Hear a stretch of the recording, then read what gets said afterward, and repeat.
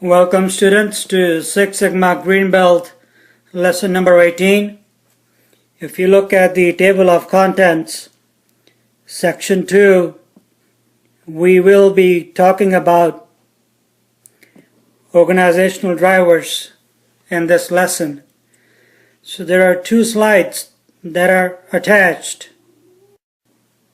One is this one, and this slide is also attached as a reference material for you to review later on. And this slide is also attached as a reference material for you to review if you need to do so. But we'll be talking about these two slides in detail and discuss the topics that are mentioned here in detail. So moving forward,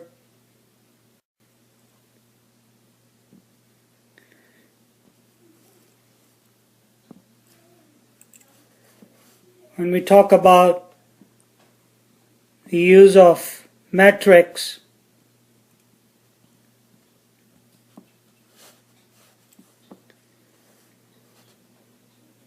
in lesson number 17, when we were talking about these metrics, so once those metrics, after metrics and goals have been established,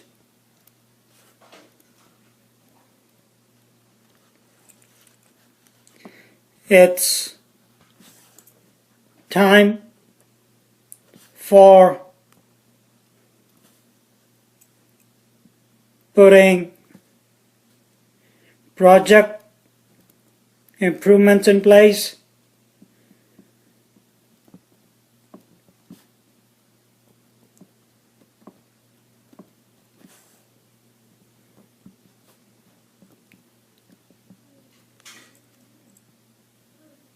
and second is implement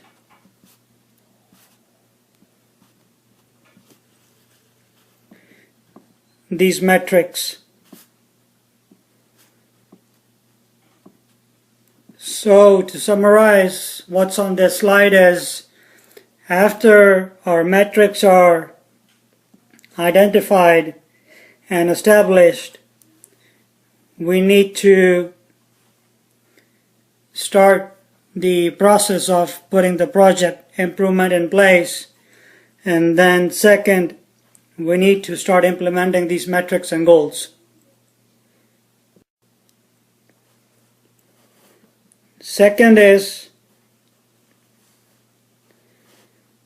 metrics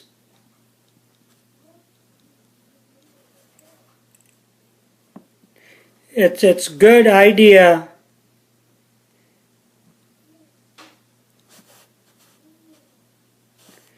so for metrics, it's good idea if these can be divided equally among teams.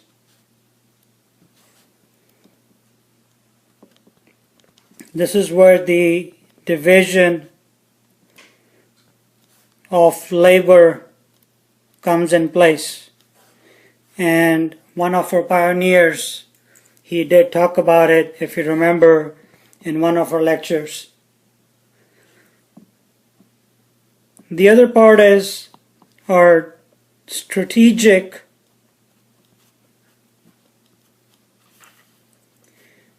business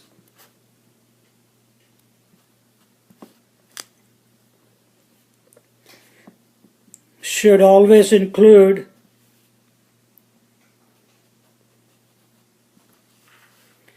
strategic goals.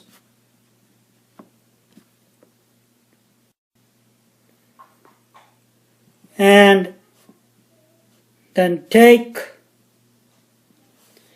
the strategic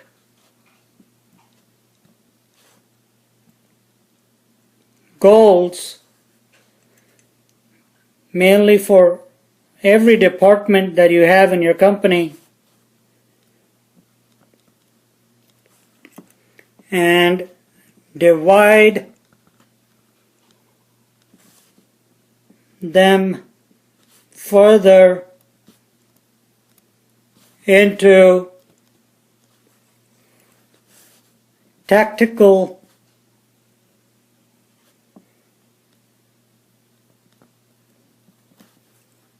departmental goals.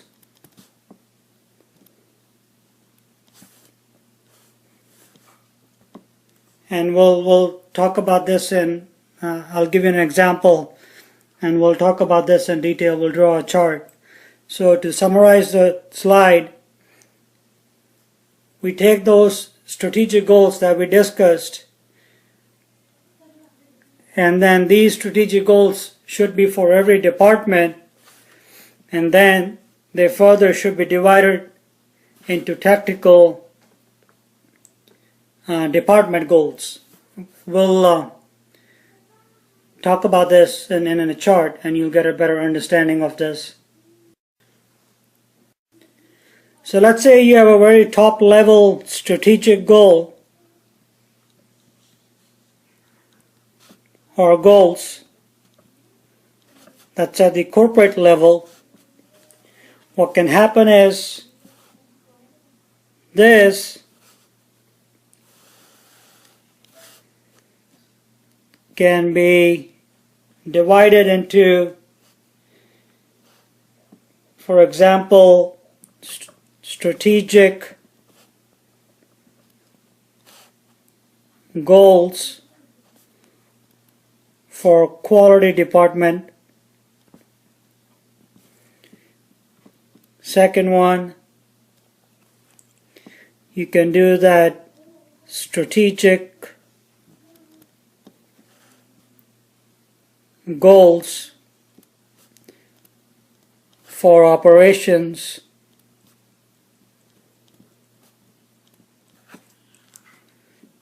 Third one,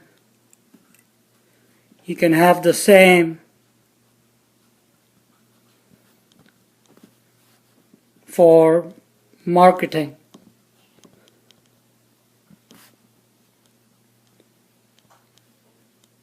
And the last one,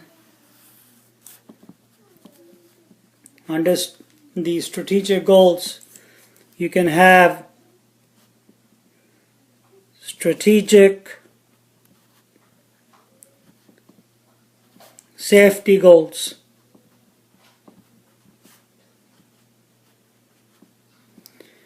So to further drill down, you take this, the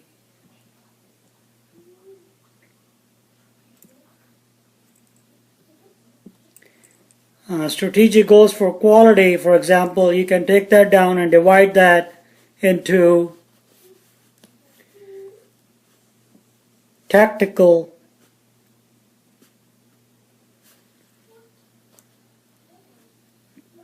quality goals.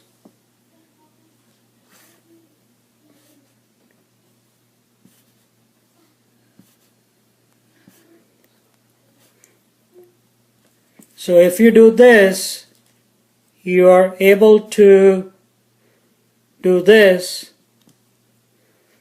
which is the strategic goals for quality, and once you accomplish this, it contributes towards accomplishing your strategic goals for the overall business. So that's how this process works.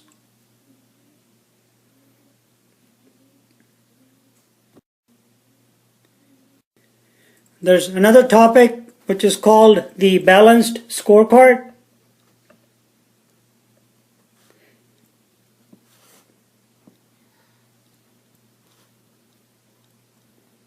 It's a very good tool And what this is basically, it's a system that translates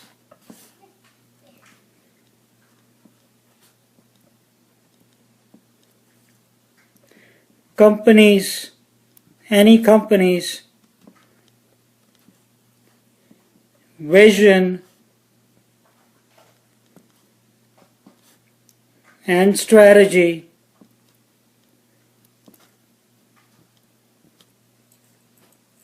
into meaningful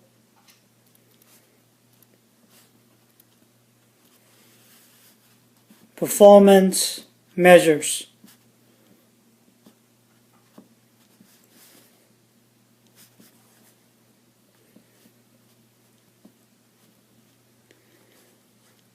So to summarize what a balanced scorecard is, it's basically a simple system that translates your company's vision and whatever the strategy is into meaningful performance measures. That's what a balanced scorecard is. One key thing to remember is often you'll see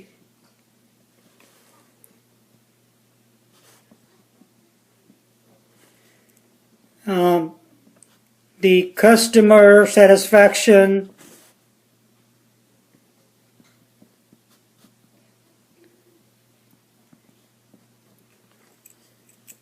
rework, etc. are neglected. So we need to make sure that that doesn't happen, and these are taken into consideration. So going back to the balanced scorecard, so the balanced scorecard focuses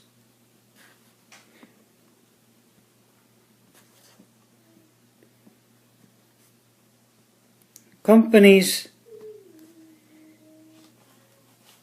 attention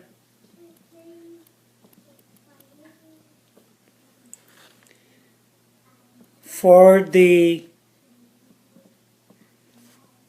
following 4 items.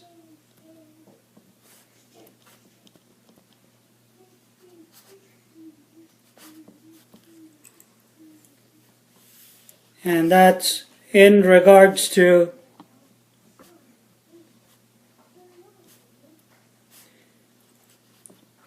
the vision and strategy.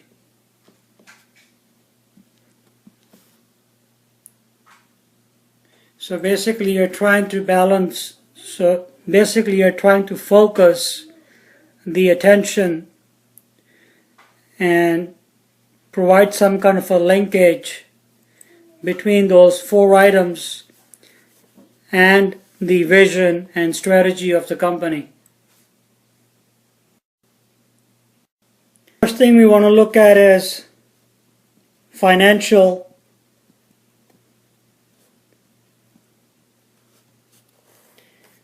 and under this you may want to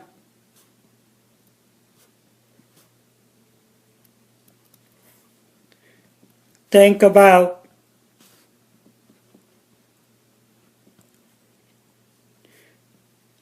how to appear in front of your shareholders.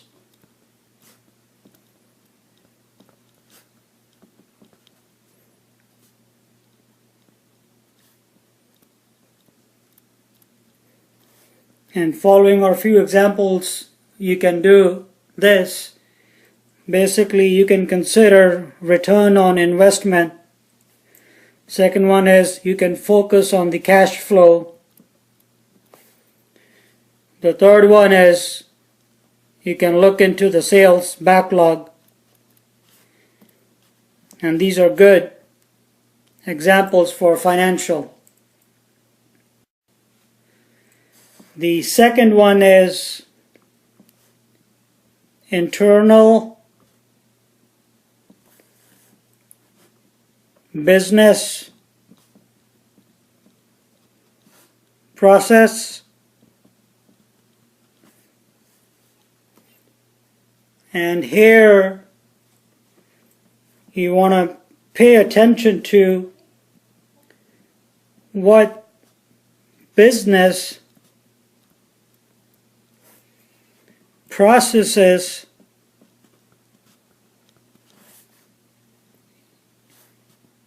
you need to excel at.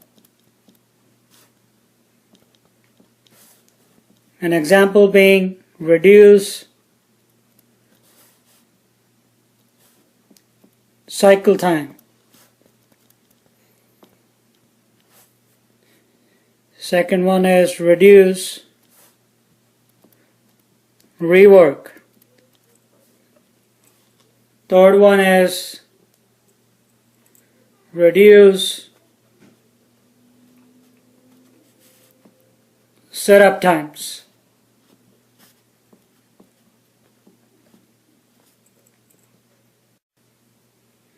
Number 3, you want to look at learning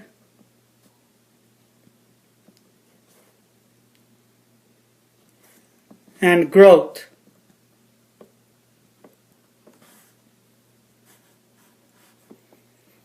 Here you may want to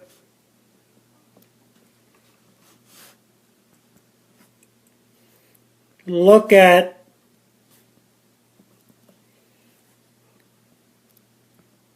how to sustain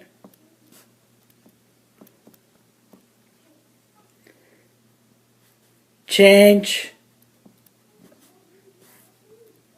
and improvements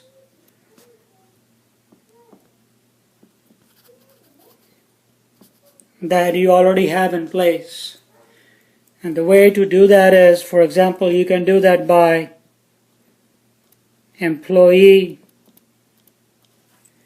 surveys. Second one is employee suggestions.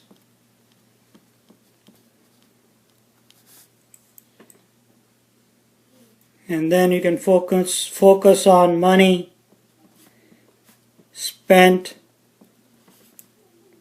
on training.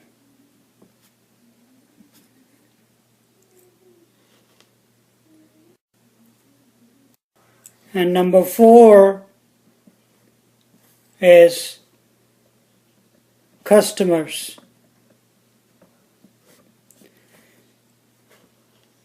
You want to focus on how you should appear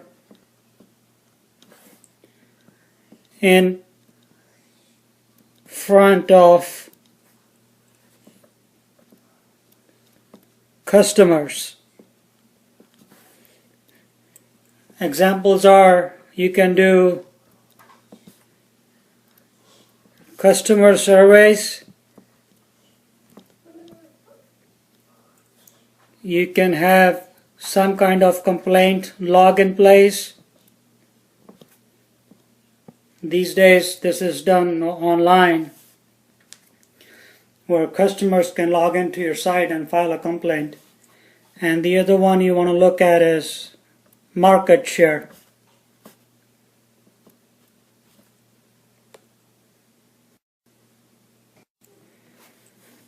After you have all this in place,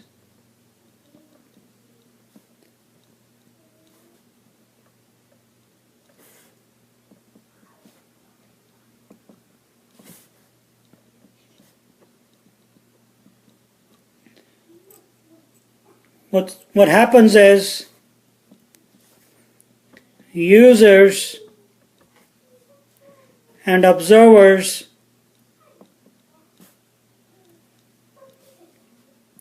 can see the strategy and it's clear, and the goals are also clear of the company.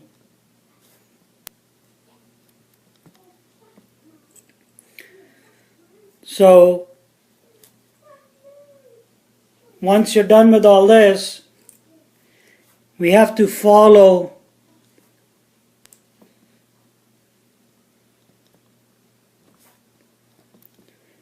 the steps that we're going to discuss now. So these are the steps we need to follow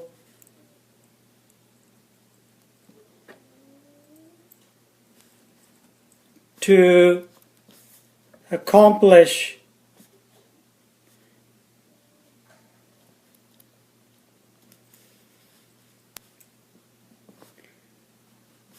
all these. There are quite a few of steps that we need to follow, and I believe there are about 8 of them, and we'll discuss those right now.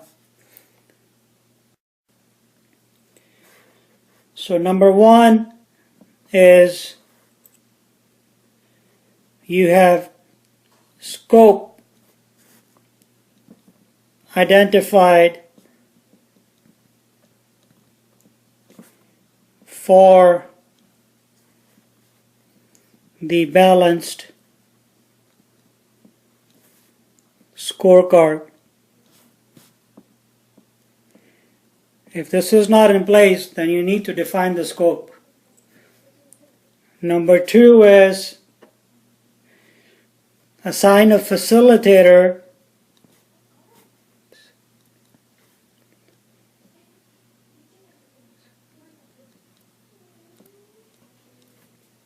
and his role is to gather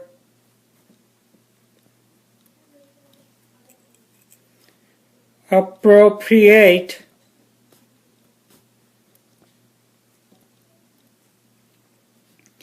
information for the scorecard.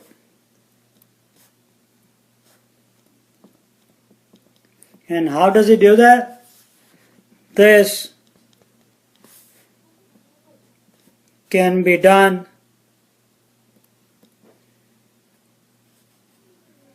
with meeting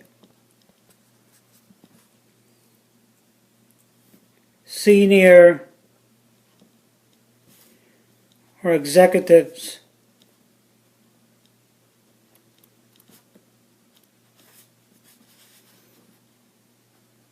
management.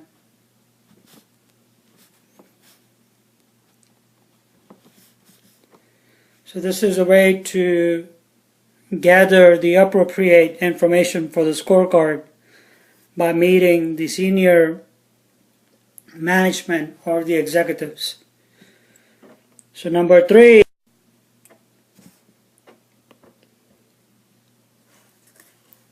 is you need to schedule executive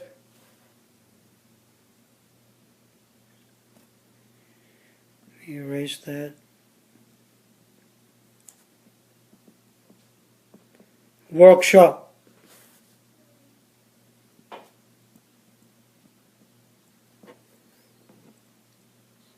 And in this workshop, the facilitator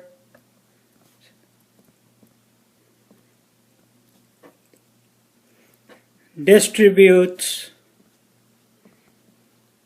and discusses the information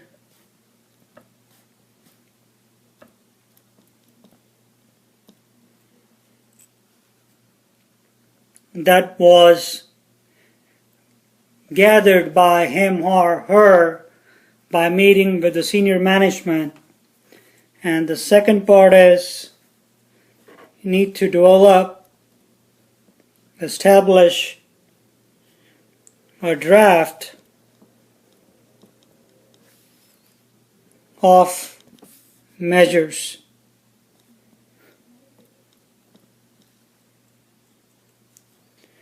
And that's for the scorecard. So step number 3 is you schedule a workshop and the facilitator shares the information, whatever he got from the senior management. And then second is to establish a draft of measures for the scorecard.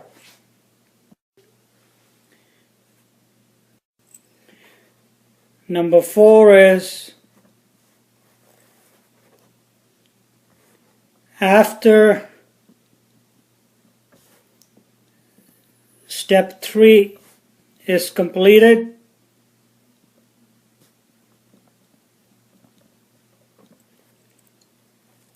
the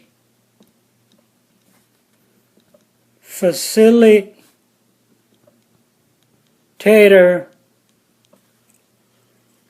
generates a new report.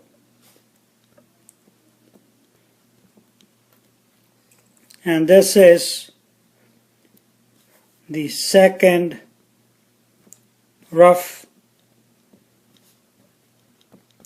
draft. Number 5 is schedule second executive workshop, and the facilitator does that. And in this second workshop, what you do is you refine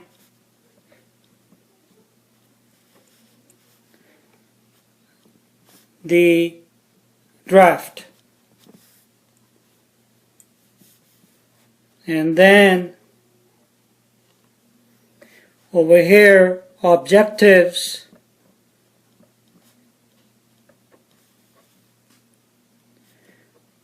are provided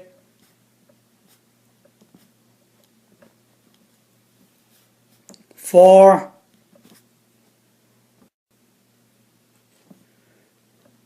the proposed measures.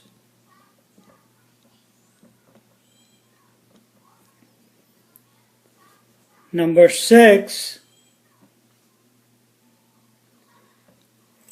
is you schedule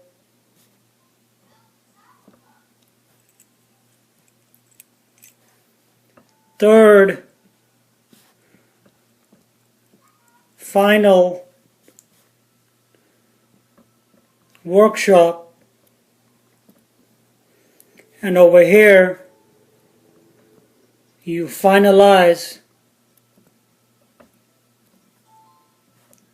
your vision, you finalize your objectives,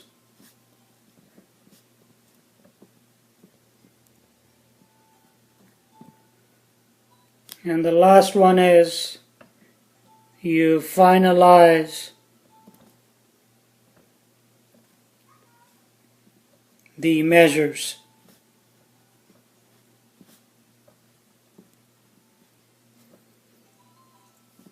Number 7, what you have to do next is put a new team in place to establish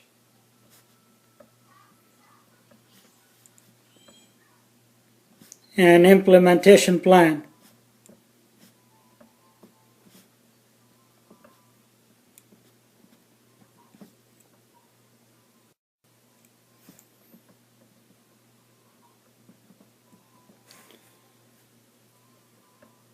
And the last one is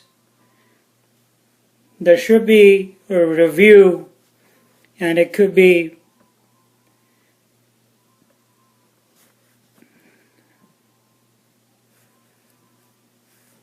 there should be some frequent reviews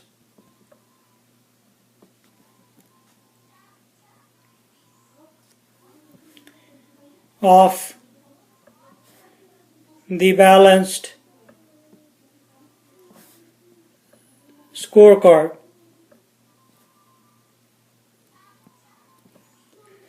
An example is you can start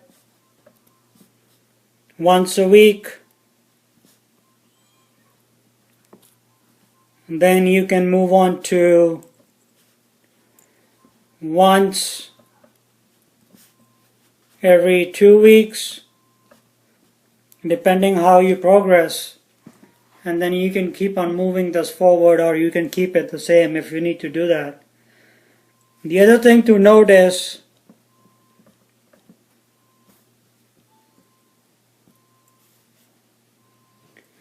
a significant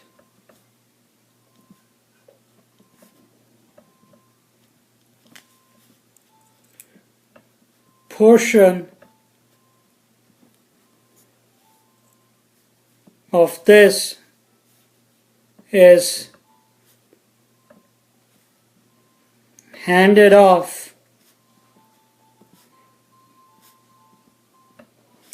to the improvement teams.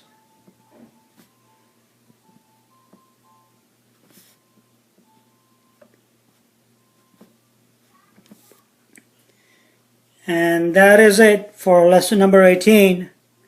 So please review it. It's critical information that you need to establish and make use of your metrics correctly and do it right the first time, which will save you a lot of time later on. Thank you for participation. Have a wonderful day.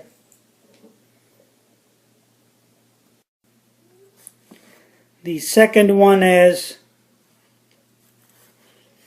internal business processes or process. In this, you may want to look at